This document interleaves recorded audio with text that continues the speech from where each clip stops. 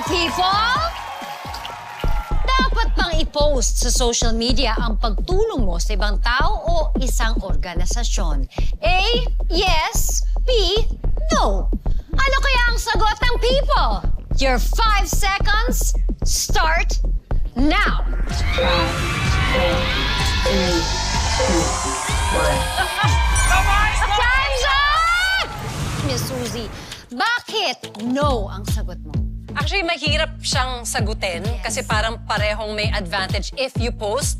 Or maganda rin pa minsan, you don't post kasi nga it's really just for you to help out. So, sinagot ko na lang yung no kasi parang inassume ko na lang na baka quickly yun ang sagutin ng mga tao na no. Hindi ko dapat ipagsabi kung ako'y tumutulong sa iba. And Miss Lynn, Actually, you answer the opposite naman. Yes, why is that? Kasi, okay, personally, I prefer not to broadcast kung Yes. tumutulong ako. However, may beauty rin yun kasi pag tumutulong ka at nakikita ng tao, baka ma-encourage din sila na tumulong sa iba. So yun na lang ang iniisip ko, baka sakali. Okay, I'm interested to know kung ano naman ang masasabi ng ating people. Sean? Bago yan, tanong ka muna kasi ikaw, Heart, di ba may mga Yes. tinutulungan ka rin mga organizations? Yes. So, what is your stand on it muna?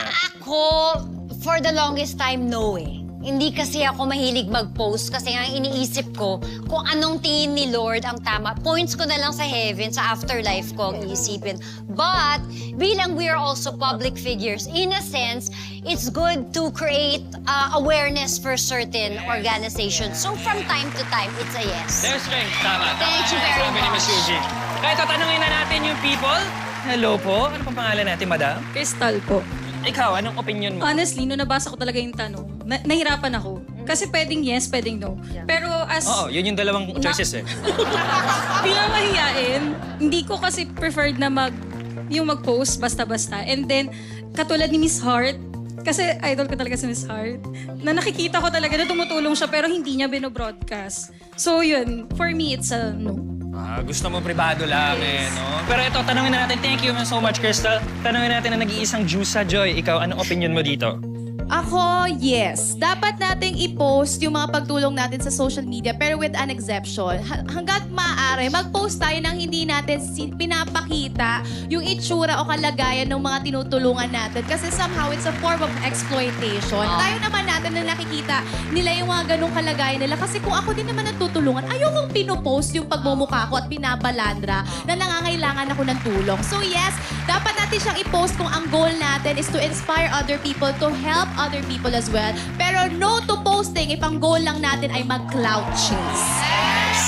Very well said! There's cybersecurity laws na ngayon. Nabawal ka basta-basta mag-post. Narinig na natin si Crystal. Narinig na natin ang ating Jusa. Ano bang sabi ng people, Heart? Again, for 30 points, the question is, dapat bang i-post sa social media ang pagtulong mo sa ibang tao o isang organisasyon? Ang sabi ng Team Sansi, B, no daw ang sagot ng people, while Team Malin said A, yes. Nahulaan kaya nila ang sagot ng majority? The people have spoken at ang sagot ay...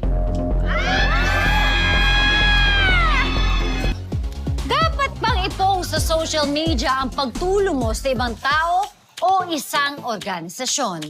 Team Sansi said B, no. While Team Malin said A, yes. Nahulaan kaya nila ang sagot ng majority? The people have spoken at ang sagot ng people ay...